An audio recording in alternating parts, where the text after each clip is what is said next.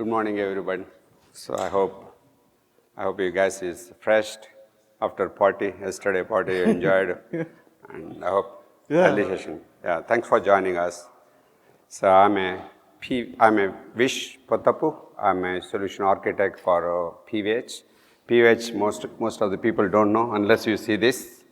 So we are a Calvin Klein, Tommy Hilfiger, and Pan Hussein. There is hundreds of products under us, and we do a lot of, for other customers also, we do manufacturing.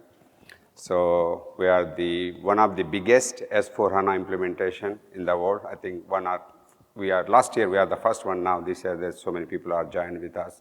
So we are just started, and we are first go live is on October 7th. We are going into Japan. It's a teeny system. It's a 5% of our business. So we have a agile environment, and we are going until 2023 entire world. So this is the overview we're going to discuss today. So what is about PVH and SAP landscape, and why we are using multi-instance. Most of the people will be interested in this. I know we got a lot of struggle in this when we decided, and the master data replication, and n+1, and also n+2. We did not mention here, so we can talk a little bit on that also. And we have a quality gate management and charm, and what are the struggles we are facing now, what are going to face, we don't know now. I'm a solution architect and a senior director in the infra and all OS, DB, and SAP environment. This is my colleague, my partner, implement partner, Deloitte. His name is Amar. So Deloitte is implementing our project in PVH. So you want to talk something about you, Amar? First of all, thank you. I did not expect so many people at 8 in the morning. Yeah. Thanks so much. What we want to do is, so this has been a big journey for PVH, right? So we started back in 2017, and there are a lot of decisions over a period of time what we have done. So this is basically what we want to do is go through all of the lessons learned, what were the decisions that we took, but mostly technical, infrastructure related. Any questions which are related to functionality, happy to actually document it, and you can always reach out to Vish or myself, happy to help if it's consulting or like anything functionality related. Feel free to ask questions. We don't want to wait till the end. Anything in terms of how we started, anything that we are not able to cover. So, but most of this particular deck talks about the technical landscape infrastructure strategy, because PVH is a global company, right? So it has multiple brands all over the world, and this particular session is basically focused on how we have arrived creating a landscape strategy that is simple, sustainable, right, and scalable. So that's basically our approach and the discussion point for today's meeting. Yes, other intention is we want to share what is the struggle we are getting and what we are fixed, and we want to hear from you guys also. Maybe some of the fashion technology customer may be here and retail, so maybe we can share each other. That is my intention to keep this slide here. And as we talked before, and we are about 9 billion company. We have so many products, and we do the manufacturing for other customers also. They'll use their brand, and we do the manufacturing most of the customers, so I don't want to disclose their companies. So we have worldwide, and we used to sell the clothes in Europe. Now we have a third-party customers. Now we are buying back everything, and we are selling ourselves entire Europe now. And not only Europe, and Japan, and Hong Kong plus that goes to the China, and entire Southeast Asia and Asia. So one quick point about the previous slide. So what I realized, only after joining PVH, 80 to 90% of all of the ties that get manufactured, sold, like maybe like, I don't know, like Brooks or somewhere else, or at Macy's with a different brand, they're manufactured by PVH, right? So a majority of the shirts that we look at, it could have a different tag, but PVH has actually the manufacturing side of it. So they do manufacture, put a different tag, but they go through all of the supply chain procurement that what PVH has built. So that's pretty amazing. Yes, and continue to that, and we have our vendor, the IBM guy. Thanks for coming here, and we love. I think little expensive, for sure. I know it's little expensive, but it's excellent. We have a very good experience with IBM. There is a little hiccups like we cannot install the Adobe Forms. There is some restriction. I just talked to yesterday with them, and they're going to fix it within a week or 2 weeks. And on Solution Manager also, Java Stack we cannot install in the IBM platform. That is also they're going to fix within 2 weeks. So because there is a restriction, we can install, but we cannot install in the Little Indian. Our entire environment is in Little Indian SUSE Linux, so we cannot put the Big Indian on that. So we have a little 2 struggles we faced it. Other than that, it's a fantastic. We have very good experience with the IBM platform. I know we pay a lot of money for them. That's the second thing anyway. So we have a data center readiness. We have 2 data centers. One is in Bridgewater, where our corporate office exists. And we have a Tier Point, that's a DR site. We're keeping the DR and also N+1 landscape there. And most probably, a vendor is asking N+2 also. That's we are struggling. We don't want to have N+2. I know most of the people, the transport management will be heck. It's a hell of our life, and I don't want to have those things. And still, we are discussing on this. And system build, most of them we've done. The system build is done. Anything else, Amar, we have pending? I hope we are done. The installations and So review and. Maybe I'll go through the detail more. If you go further down, I have a more slide to discuss on this, and we can go more on this. Yeah. So I just want to add one point. If you go back to the previous slide, right? So this is 2017, by the way. So the steps here, right? What we looked at are how do we arrive at what I'm saying is a scalable architecture, right? So that helps the deployment. So we have multiple brands, as we see Calvin Klein, Tommy, Van Heusen, and then Izod and a couple of other brands. So the go live, it's not a big bang go live for everything in one shot. So we need to have an architecture that actually keeps supporting that deployment for over maybe 3 to 4 years of a time. So how do we arrive at that? So what we did was we documented systems that are required and inventory, right? So because multiple go lives are happening for each brand, we need to make sure, okay, whether my procurement systems, my planning systems, so some of the planning is happening in JDA, it's not within SAP, so that is outside. So are they available? So do they have enough landscapes to support?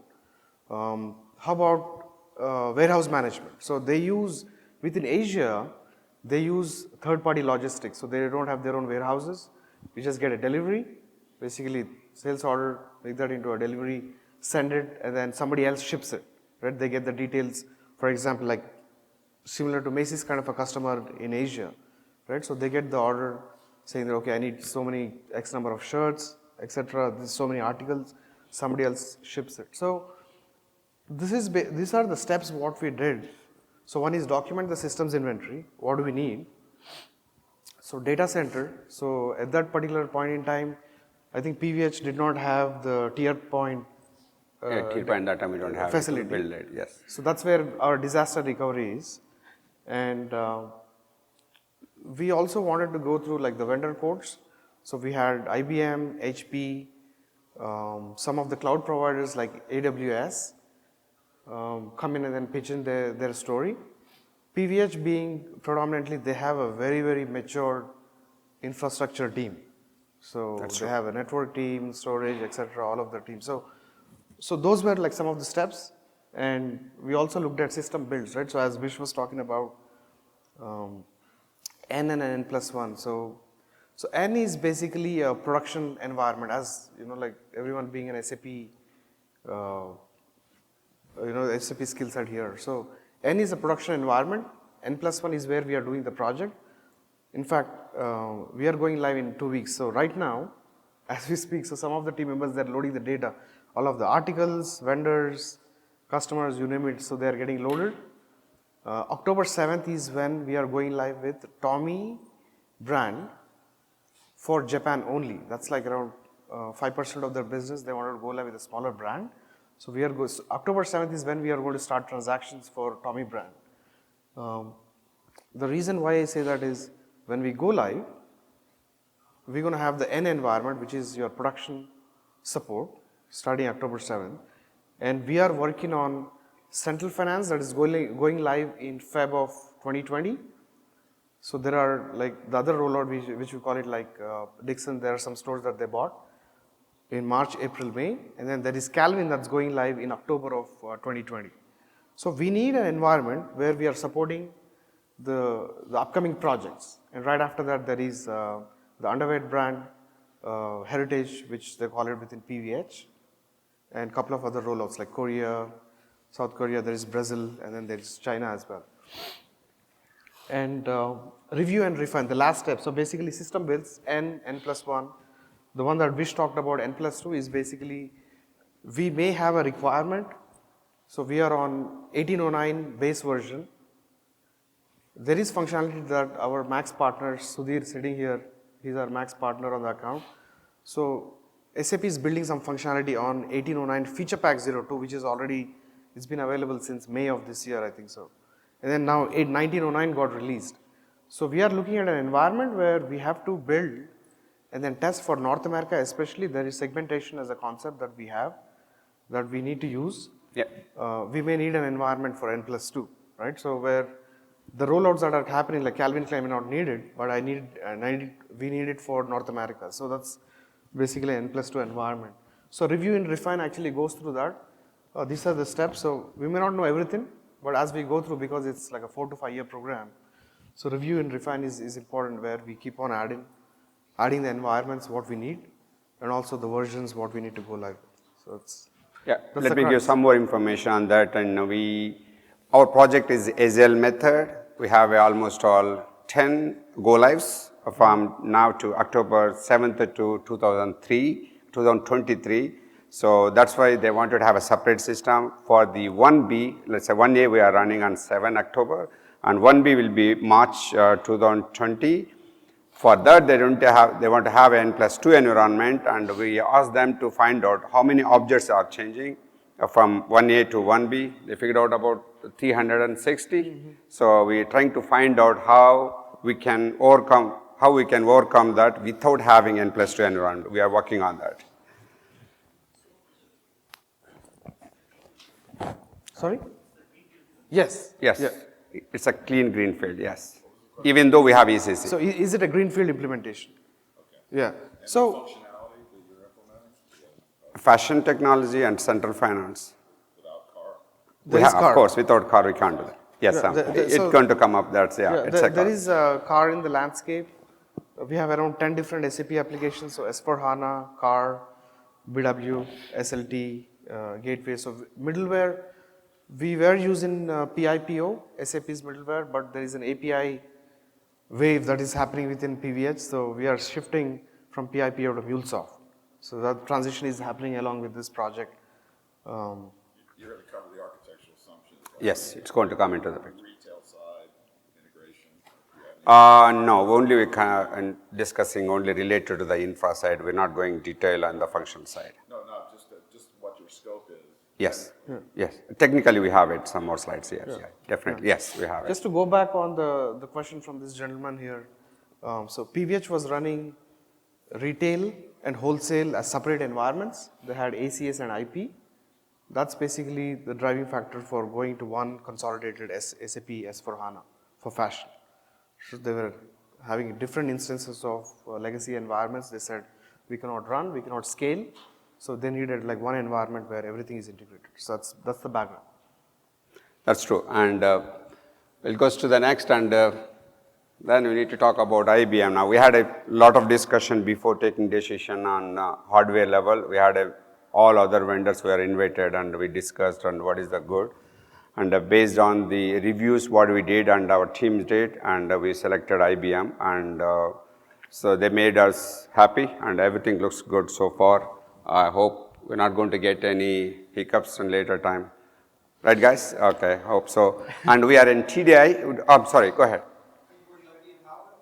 IBM Power 9 series. Yeah. We have started with 8 series and ended with the 9 series for production. On non-prod, we have 8 series and remain all in 9 series. Yeah. Yeah. 2.0. Yeah. And also, I think we are the, yes.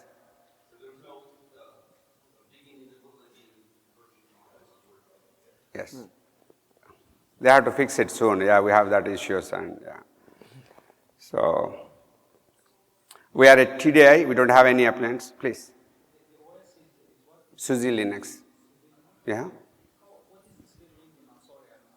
Okay, Little Indian, Big Indian. If all AX, in the olden days we have AX environment that runs in the Big Indian. So all SUSE and Windows-based systems will run Intel-based. All Intel-based system runs in the Little Indian.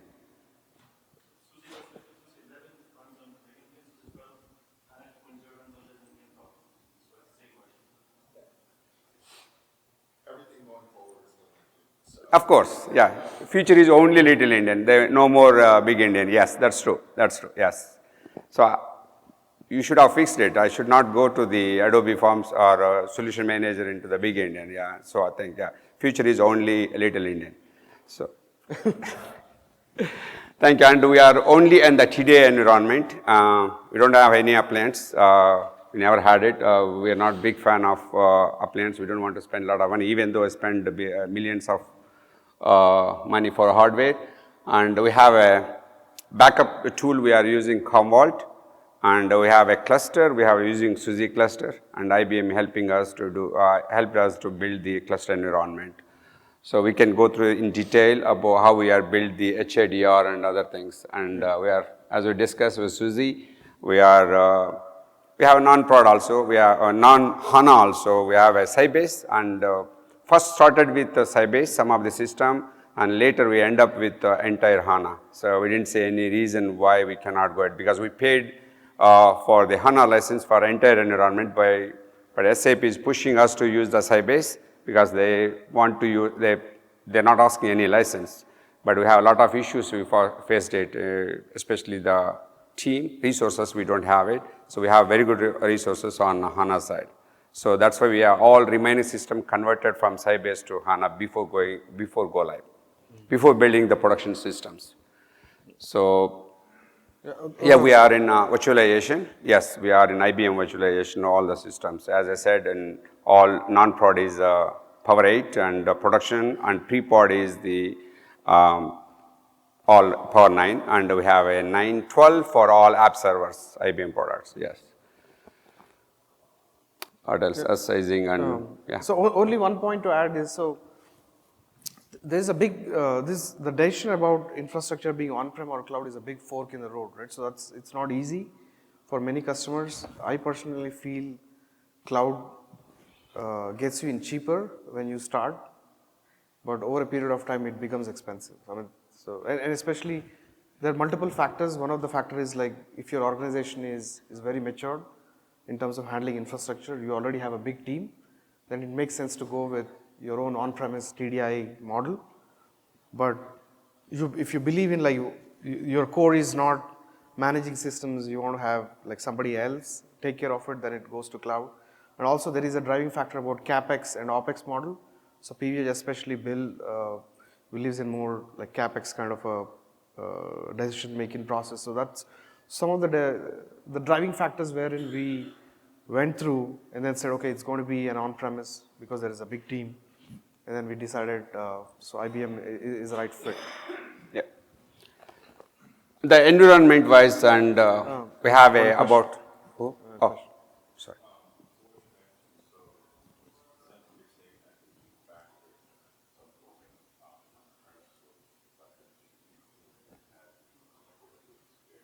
Mm-hmm.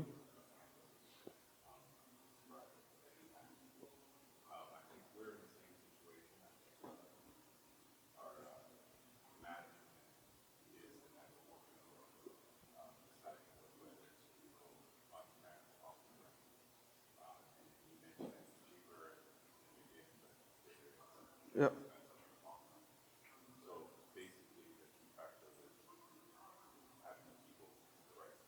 Supported, yeah. Yeah.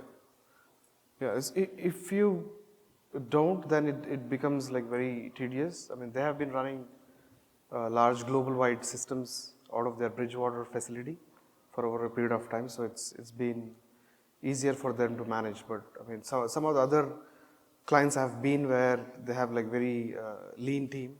They like to outsource, and it's not more capex driven, so they usually go in and say, you know what, we don't care, so we just want to outsource everything. So when you go outside, like there is cloud versions where you get not just the infra as a service, you also get managed services. They'll also come with like a basis team that can help support it. So Could you have some dialogue about why you thought it was more expensive for the on-prem? Some of the factors that you took into consideration for that when you make that statement.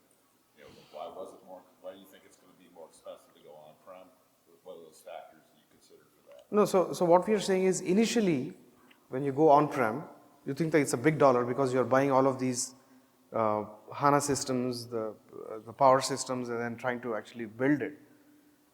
But over a period of time, it is going to be cheaper because the way we have actually built it, we have laid out the foundation for all of the rollouts. So even like in 10 years, they want to go live on SAP for a net new brand because so they keep acquiring new brands. They can go live. So initially on-premise, it feels like it is high in terms of the cost because you are having to put together all of the landscape. But cloud, when you start with it, you say, you know what, I want only dev QA. And then the number is cheaper. And then you say, after some time, I need a prod, pre-prod, and then you keep on adding. Over a period of time, it keeps adding up because there are some of the factors that, you know, like everything is outsourced, right? So there is a cost that you can limit when you have team already, a mature team internally inside the organization who's ready to support it. But I don't know. The one thing is definitely we are not favor of cloud for sure, and we feel we need to have a security. And also, when you enter, they'll give you the flowers and they'll take you to inside. They'll do whatever you wanted. They do massage and they do everything for you. Any cloud companies, they do it, especially the marketing guys. When you enter inside, then you come to know what reality. We faced issues. If you ask her to change one parameter, hey, this is not in the SOW. Hey, what do you do anything? We're going to face a lot of issues. If you calculate money, what we're paying for them, and on-prem, I feel we are going to save more money. I know most of the people don't like that, but that is true. Yeah. Eventually, who are moving into the cloud, it's my view. Sorry guys, if anyone offended here. It's my view. Who are going to in cloud, they have to come back in later time. Yes. Sorry. Yes. How many terabytes is your initial database, and what's your projection long-term? Yes. We can go there, yes. So we have an N+1 environment, and here we have why we put this N+ and pre-pod. So pre-pod is not necessary to have in any environment, but in our case, we want to have a pre-pod because we have about 65 instances. We have an APAC environment, we have a North America environment. In the all non-prod, development and quality, we put two of them into one system. Like two clients we are created and using the same server. So when it goes to the pre-pod and production, we have a separate systems. So if you want to do the performance tuning test or any other testing, we do all in the pre-pod before going to the production. That's why we have a pre-pod environment here. So that is the main aim to use here. And we have a single sign-on, entire our SAP systems. Yeah, I think this we can skip again. This goes back to, Jeffrey, your question. The question he had is pertinent because of the fact that the size of your DB, it's scale up, scale out. You know, you're on-prem, you have to look at how you're going to scale up and scale out for operational excellence, right? So what size were you? How many terabytes did you target for your pod? So what is the hardware usually life? No, I'm just looking at the terabyte size of your. Yeah, what is the usually hardware life now current days? It's 3 years, 5 years max. Am I right? Yeah, well, I'm just trying to get to. Yeah, I agree. Just I want to answer your question. So max 5 years. the technology is changing like so fast. Now they came new RAM called PRAM or whatever. There's Intel based DRAM, or DRAM is replacing with a PRAM or something else. Yeah, something like that. So that's price will be less. So now you're asking me scale out. Why? What is the scale out? How are you going to do the scale out? And when you have The size of the data, the targeted database for production is all we're trying to get to. What is 8 terabytes? So, yeah, so for 3 years we are, because why I'm not able to, yeah, why we're not able to answer is we don't have a real data, because we are keep on buying companies and we are buying worldwide. So that's why we are not able to predict exactly. Now we made it 7 terabytes for ECC, OLTP. No, so for and S4 HANA, and It's just seven S4 HANA. terabytes, But yeah. there is also a question, because we have a question on that. We also don't know how much it's going to grow, because we are buying a lot of companies. The business is growing. For within 2 years, it reached 2 billion more. So it's a growing fast. So based on that hardware, what we think is it's a 3 years. 3 years we should be okay. But IBM have an option. We don't want to pay. I think we have a 18 terabytes of server, single server. In the 18 terabyte single server, we are paying only for 11 terabytes. Whenever we want it, we can pay for them and extend it easily without any issues. So that facility we have in IBM environment. Yeah, it's a scale up only, but we can say scale out from the hardware level. Yeah. So I think or someone is. no, there was another question from the gentleman. Sure. Yeah, sure, definitely, we'll do that.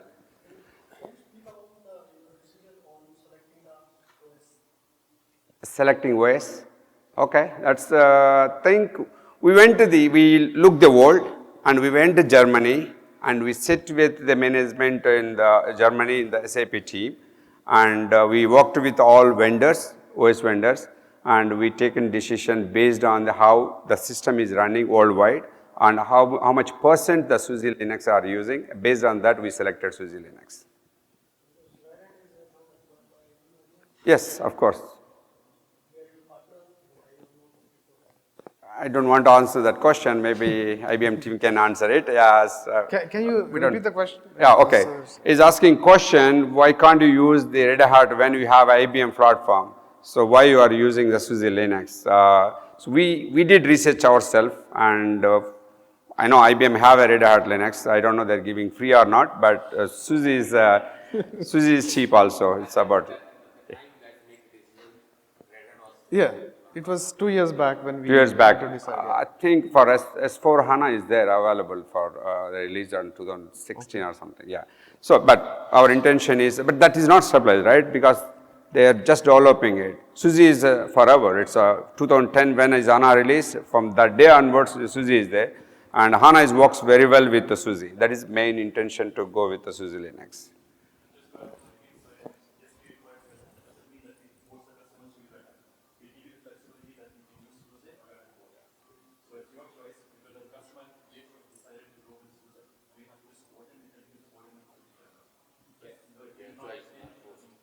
Yeah.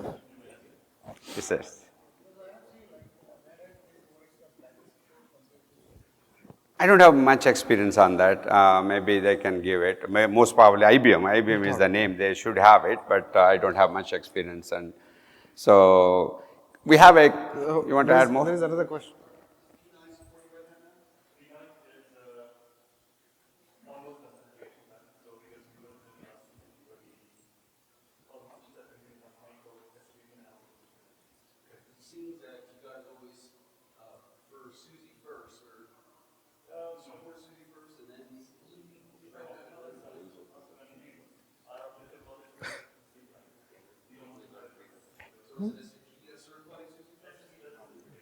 Yeah. Yes. That's the goal. You want it? Yeah. Sure. You have it, yeah. Okay. So go ahead. No, I think we're good. Yes, I think we discussed most of them here. Yeah. So you want me to cover this? This is the one you are interested. Yeah. Most of the people, this is the one interested. So we had a discussion about 6 months. We're taking discussion here, and technical people, every technical people want to have only one landscape. They don't want to have a dual landscape like APAC and North America. Most of them, including me. So when we goes to the CEO and VPs, they want to have a dual stack. So they have their own reasons, but not only for the availability purpose, not for the business purpose. Now countries is coming new rules. So that making us more fear. If we want to divide in the later, and it's a very big mess up, and we need to spend millions of dollars on that. So that's the reason management is decided. It's not our decision. Maybe they think in the forward, that's why they made it. So we have about 65 instances in APAC and North America. APAC, we have a Brazil also included in APAC, including Japan, South Korea, China, and HK Plus, all small countries there, and Southeast Asia also included in this same system. Even though we don't have a business in Southeast system, we have a third vendor, guy who can take care of it. And so a few points to add here, right? So especially this has been a big decision when we were discussing about how do we create the global landscape. So Europe for PVH, they have their own FMS environment. Eventually they will get to S4, maybe 5 years down the line. So we had to design for Asia and North America. And then when we started to discuss about it, we said, how about GDPR? Like GDPR not applicable, but eventually maybe in future, right? So we'll get there to that decision when we decide to bring Europe. But Asia at that time, I think around last year, they were talking about bringing in similar requirements like GDPR. And also we heard discussions about the data has to reside within China, right? So, and then they pushed it. But there were other discussions also around availability. The organization especially didn't want to have like one instance where something goes wrong. All of the operations are impacted, right? So then we thought, okay, what do we do? Said, okay, keep them separate. So we have an Asia environment, which is around half of the size what we did. So 7 terabytes of S4HANA for North America. Asia, 3.5 is basically for Asia. So if you look at it overall, it's around 10 TB. And we did a retention of 24 months based on the legal audit requirements. But now, so all of these systems, now they're duplicates. So duplicates, instance, there are 2 of them. So there is SCAR, 2 environments, there is S4, 2 environments. We have 1 middleware, but wherever we can optimize, we had like 1 environment which can route the messages. But overall, if you look at it, like BW, CAR, BW is 1 environment actually, right? BW is 1, yeah. And then CAR and S4, so we had to actually separate it. And also we are keeping the central finance data in the APAC S4HANA. We are pushing on everyday basis from the APAC S4 central finance data to the North America.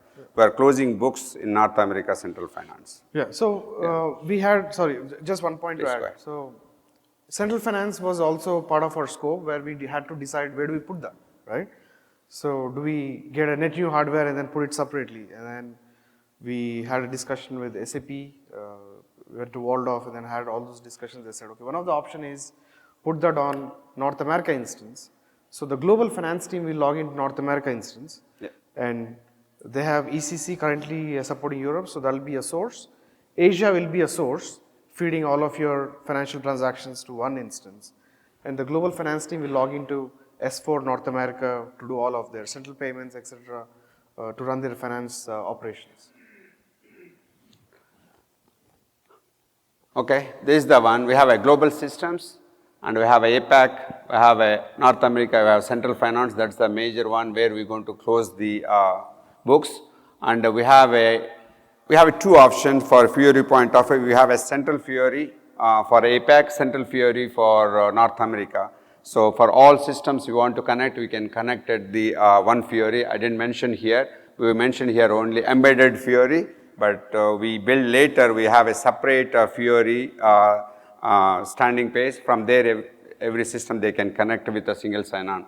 So we have SLT and PIVO, and PIVO is going away soon. Even though we are new implementation, we are changing, we are going away from PIVO. We are using MillSoft entire enterprise level. Sorry? No, AIF is within S4, so that comes. Yeah, so you did use Yeah. technical consideration. Yeah, Exactly. You did AIFPO. Yeah. So whenever you Yes, do that's central finance, Yeah. So just repeating the question. So is AIF part of the scope? So central finance, when we do, it needs AIF for all of the framework for the messaging and then moving the data. So we cannot get away with AIF. MuleSoft is used for connectivity to external systems. SAP, non-SAP, we have a entire enterprise level, we have an interface one. Yeah, if you have CFIN, you have AIF. That's how it is. Yeah. And we put these global systems, Solution Manager and BW and GR, CSSO and BODS and BobG. And here also we have a central Fiori on the top, and all system is connected through. But we are enabled the embedded also. In case central Fiori goes down, still customer can, end user can connect to our system with embedded URL. So we are spreaded those two things. There's two questions, Vish. Yes, please. Yes, please. Is the reason to have central finance to bring legacy systems into your S4? Yes, we are bringing. Okay, yeah, we are bringing record by record, not for the migrating. So we are doing the data load. Yes. Are you planning to have gradual go-lives also for central finance? Or is it No, central finance goes on one time. All system is connected there. Thank you. That's a March 7th is going live. Yes, please. I have two questions. Please. What is your passion version? And second one is, you seem to have a very diversified complex landscape. How is your integration layer is able to cope up with all those waves of releases? Because many of the systems may not have all the dev quality and production.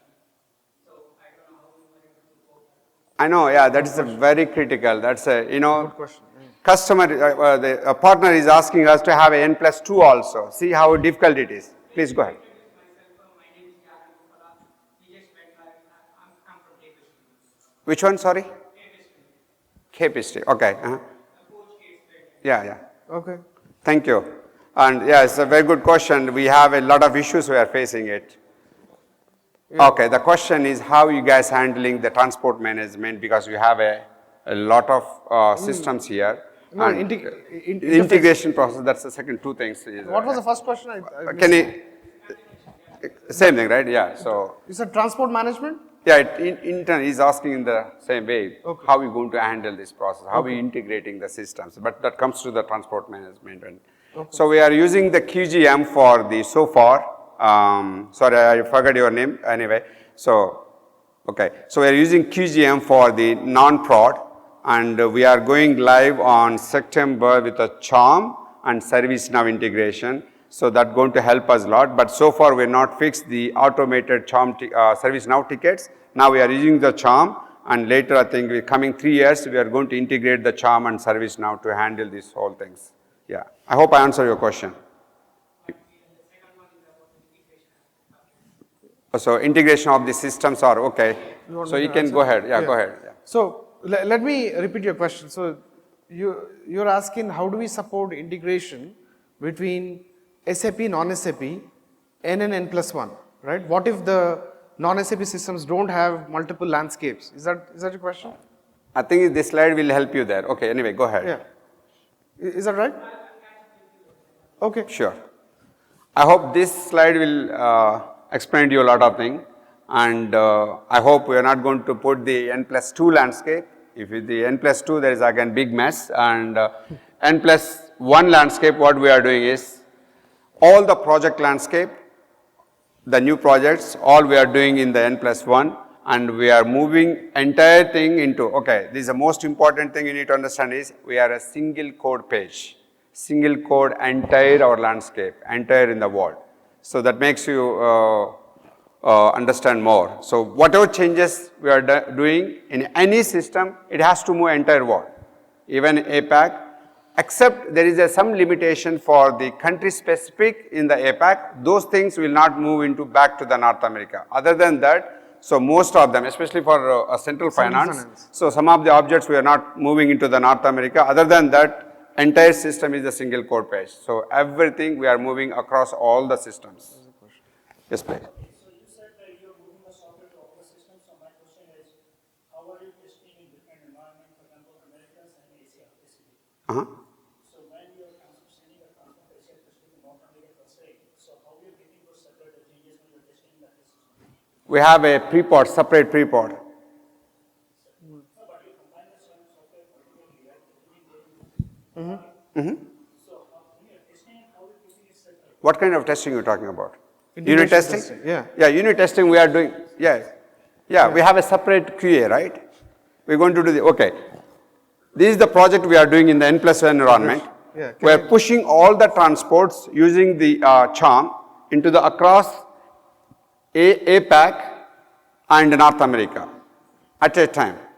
So we have an N landscape. In the N landscape, we're going to do all the testing because N landscape have the old project code and the new project code. So there we're going to test everything. From there we're going to push into the pre-pod and production. So So you do not develop separately for Americas and Asia. So you're saying we do, if you have any critical, right, project, any issues or any bugs came while doing the, supporting the production, we do that. If we do the changes, anything in the N landscape, we push back to the N+1 landscape also and APAC also. Okay. So let me add. I was a little bit more specific. So give an example like you are developing something which overlaps in North America and Asia. And you are testing test scenarios that specific to America or specific to Asia. How are you keeping the code testing environment separate? And how is it Let me answer the question. Okay. So let's take an example, right? So we have Asia that's going live, but still we are developing in one environment and moving the code base. And we are using like Asia environment for ITC testing.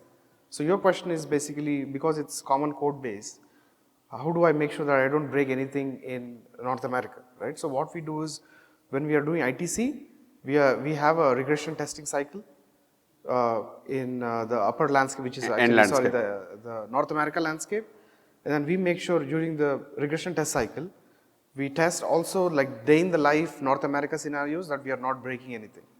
So all of the integration testing, if it's Asia go live, for example, next in March we have a couple like Macau, Hong Kong, and a couple of other countries. So though we are using that for in Asia landscape testing, we have a regression testing cycle for North America. Except for CFIN, as Vish was saying, CFIN, Of APAC. you have to be very careful because the source, so SAP will release notes saying that, okay, this is for your CFIN only, this is for source CPU. system. So those you have to make sure that you don't put it in both environments. True. Apart from that, regression testing cycle. So that'll address the issue. Yeah, that's the only big issue we also faced. And we don't want to have a separate code in APAC. We want to have everything across the landscape in the same code. So we are not able to do that. Maybe in the future we may going to do that. Yes, please. When you're developing a project in the N+1 landscape, you have some changes to the specific project, right? Yeah. Then after this part two, where you're bringing them to the N landscape, which is basically the production support landscape. Yes. Yeah. Now, if there is a conflict, let's say an object is being developed in the dev environment, and then we need to change something in production and changes which touches the same object. Yeah.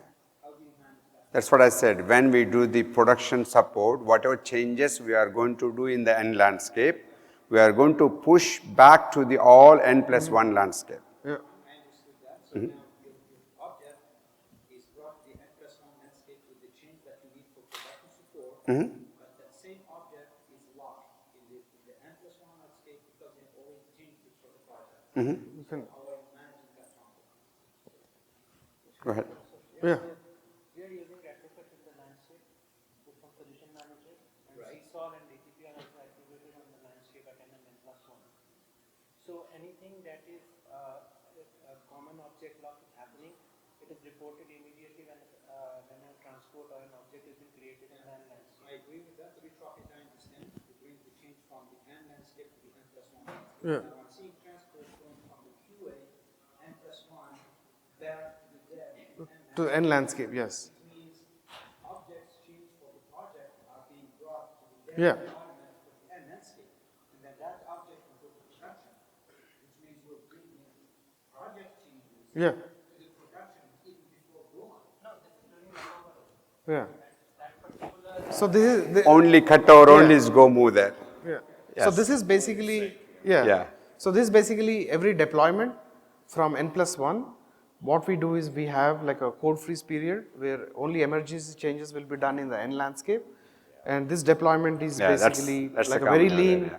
3 to 4 week period, maybe even less than that, where we say my integration testing cycle is done, I'm ready to deploy, and then we move a bunch of transports to N.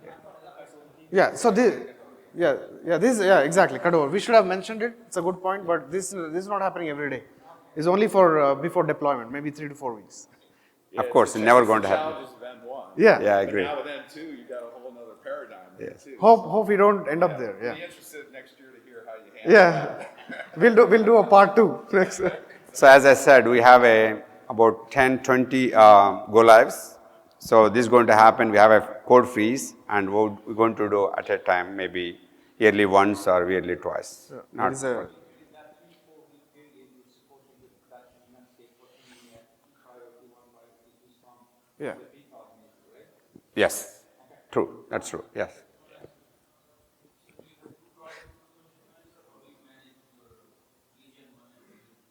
Two projects, you said?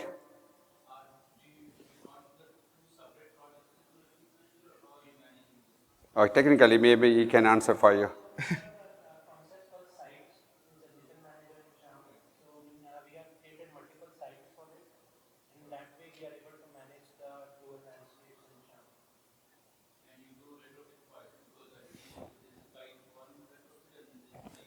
So since we have a common code base, so we have only single development system, and our not a packed development system is also a consolidation environment for our from the North America region. So all common code bases are moving from North America development to development of a pack as well as consolidation of North America. So what is your question? I'm sorry. You said it's a common code base between the regions. Yes. So what is the delay in getting the same code base in the other regions? So that's why just now we talked to the based on the go live when we're going to decide. So No, it's usually instant, right? it's I think we have a 1 week, 7 days are total. Development starts happens when it comes out from North America. It immediately goes to development of a pack as well as the quality of North America with fire chart. And then immediately once it goes to development a pack, after some time it also goes to quality a pack. So this has been controlled by the solution manager Jam. Yeah. For the deployment. I think his question is what is the latency? I think it's instant. It's That things will be changed based on the go lives and the management decision and business decision. We cannot answer straightly for you. So most probably it is 7 days. Yes. Right, if more you delay, then more projects will. Agree. So based on that we take the decision, right? So the decision will change based on the project and situation. So let me We have- add some more. Yeah. So very quick. So the minute the team says I have a TR that I need to move to QA, they release it. It goes to QA in the N, and then it goes to N plus 1, and then both are happening at the same instant. So it's there is no delay. Follow-up question. So what if the big leaks or new upgrade that happen? Yeah. Is that N plus 1 is sufficient for even in that case? Yeah. Because you have projects, you have bug fixes, and you have a big release, which you can't really, push it in a very short time cycle, right? Yeah. Man. That's a decision matter, and I agree, that's a huge thing, and you're asking to have one more landscape, and definitely is not going to be possible, and again, decision, and we need to find the right time when we're going to do the upgrades or any changes, I think, yeah, that's a huge thing where I cannot answer for you here. Yeah, correct. Maybe, So that's basically we are talking about the concept of N+2 dev only, where for North America we may need to go to 1809 feature pack 02 or 1909, which got released. So we are thinking about it. But again, so some of these actually are dependent on your releases, deployment, what is your roadmap, how many parallel releases that you have to support. So yeah, we can So skip this, yeah, right? this we already talked to this one, so we can skip here and how we are moving the data with central finance and this one, and we are already in the next step. We are almost, yes, we are done the evaluation, right? Yeah. So we done everything. I think we all discussed this part here, so we don't want to have a much activity and. Only one, yeah. Yeah, So go ahead. One point, critical item actually we want to touch upon is on master data replication between both the instances, especially fashion being very data intensive, right? So article master, a few like millions of articles. So we have designed a process wherein we don't want to load in both the environments. We want to keep that consistent.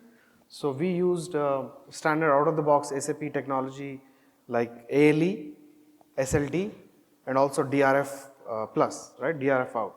So using these, we have a bunch of master data objects: customer master, vendor master, article master, and a couple of other things like site master and things like that. So we use that, and as we are saying, so in two weeks we'll start our transactions for Japan.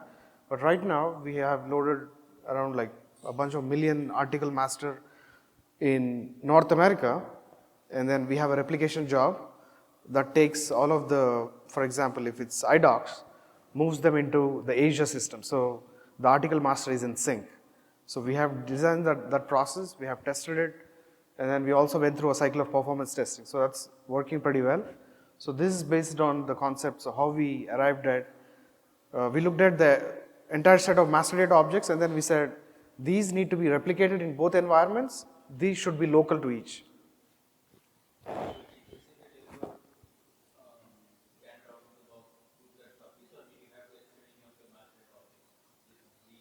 Yeah, we had to extend master data objects. So the question was, did we have to extend standard master data elements? Yes, we did. So I'm 100% sure most of them we had to extend, including article master, customer master. So we had to add Z elements. But again, you know, like when you add it, we have to extend the output type as well, where it goes to the Asia environment. Yeah. So we touched on it. As I said, so we looked at the entire list of master data objects. We said, okay, I think around 90 to 95%, if I were to give a range, we were able to replicate. And some of them are very unique to Asia versus North America. We said, we will load them separate. They will be different objects within each environment. Perfect. Okay, this is the one entire end-to-end, all the landscapes, what we have it. So we have two IBM Power 9 systems here, and we are put the separate APAC or North America separately, and we have about total 12 IBM Power 9 systems we bought it, and we have a high availability, separate 2 boxes, and we have a disaster recovery, and we put the offload. 50% of data will be in the memory, remaining 50 in the disk. And we are allocated memory for the disaster server 50% of the production, because the remaining 50% we are using for the N+1 environment. So we are running disaster recovery and N+1 environment in the same systems. So we have all sizes. People are asking questions. These are sizes we have it. Yeah. So that will be extended. I think we can extend it to 16 terabyte each server. We can extend. Yeah. So the color code tell you what is the global and what is the local, and yeah. So we are using a QGM, and this going away in 2 weeks from now, and we are in place of QGM. We are using the Charm, and we are not yet done the integration end to end with the ServiceNow. We are on the process to do it. So this Charm and ServiceNow go live will be on next year, early next year. So for now, we are going to use the charm manually and ticketing process manually. So not integrated way. You did say you're using ServiceNow? Yes. And are you using the standard API integration? Yes. That's ServiceNow has the standard API. Yes. Yeah. Yes, that's right. So, yes. Yeah, so I just wanted to add to it. I'm glad that you brought it up. So when we started the discussion about transport management, PVH was new to it, right? So, and then they were not aware, I mean, not using the processes of automated transport management. They had paper-based process initially. So when we looked at it, we said, what is a easier way to bring that change management? How do we move the transports? So we looked at Charm Lite versus QGM, and then we had discussion with SAP team, and they said, I mean, it's easier to use QGM. It's basically gates. When you have all of your development ready, it's like a gate that you open and then it goes to QA. And then do all of the testing, you just open one gate and then it moves to production. So we said for the initial go live, we'll have quality gate management, and then right after this particular go live, it's happening in like 2 weeks. We said, now that everybody's aware how the screens work within QGM, it's similar, we said, okay, now we will switch to, from QGM to a full-blown charm. So we are putting now more controls, everyone is aware. So it's basically crawl, walk, run kind of a concept that we had to put in. Straight answer for your question is time. Yeah. So to implement the charm take months, and the QGM will be point. quick, and that's the reason we went to the QGM first, and they give almost free. We didn't pay extra any money, because as long as you have a charm licensing. So that's the only reason we went to that, yeah. So you want to have point. more here? No, Okay. I think you're good. So, okay. This will tell all retrofit how we are moving the transports. Yeah. And I think we all discussed, you also raised questions, this answer for you, most of them, yes. Yeah. Yes, please.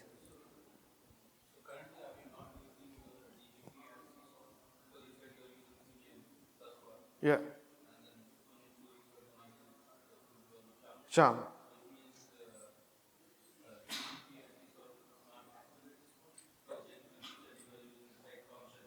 Yeah, so I will answer and then you can add it because it's more technical. So for N to N plus 1, we have implemented full charm. For that, we are using the concepts that you mentioned. Within N, until go live, we said we will use QGM, and that's phasing out. So basically, right after, in about 2 weeks, we'll have charm in N, N plus 1, everything will be charm. That answers the question? Okay. Okay. Sure. There's a question. Okay, who has? Yes. As this was complete, like greenfield implementation, how did you manage with your customization or custom code that you had in there was like a complete scratch development? Yeah, so we had, so mostly it's greenfield, but they had some. So PVH already uses ECC for their finance, global finance, and then it's going to eventually move to the S4 project. We had lift and shift, where we looked at some code that we had to bring in.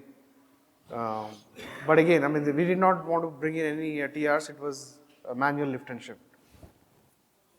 I don't think so it's required manual lift and shift, right? When we are in the green field, I don't think so we need to have that one. So, yeah. But the copy of that business was into S4 would have a differentiation, right? Like the processes may change in S4. Yeah. So, yeah, so I see what you're saying. So the structures would have changed. So when we put in, we had to basically go through a full TUT, FUT cycle. That's basically it. Yeah. And then create new functional specs, tech specs, go through the documentation. Yes, please. I want to go back to your decision to choose IBM Power instead of x86. Was it money driven or was it some kind of benchmarks that you needed to? Yes, we had a lot of benchmarks. We got the third vendor also to do that. And also we looked the architecture of IBM Power and remain all systems. We feel that is the better is the IBM Power system. but they're not disappointed. Even though we are the first implemented IBM Power 9, we never had any issues. That's a good, so far. I don't know after go live, I hope we're not going to get it, yes. Yeah. It's a very Straight good, talk. we have it, yes. Yes. We'll know in 2 weeks. Call us Yeah. in 2 weeks. 2 We'll let weeks. you know. Yeah. Yeah. Power 8, yes. On Power 8, yeah.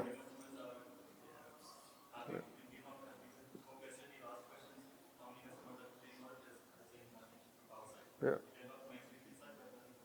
Yeah.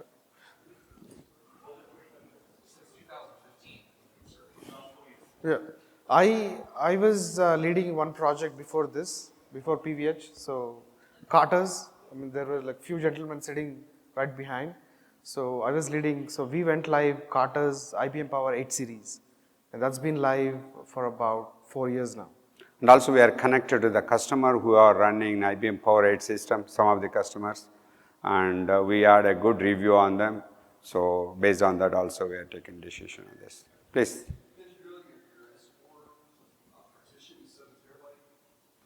Yep. 7 S4 terabytes, yes, for that's what North we are. America. North America only. Right. Sorry, I didn't get your How many question. cores? How many cores? I think 96. 96 cores, yes. Yes. See, we are better than IBM, guys.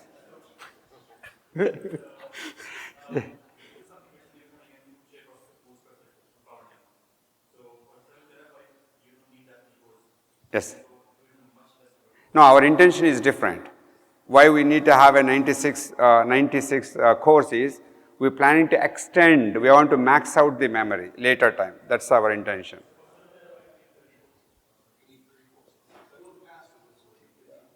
Yeah.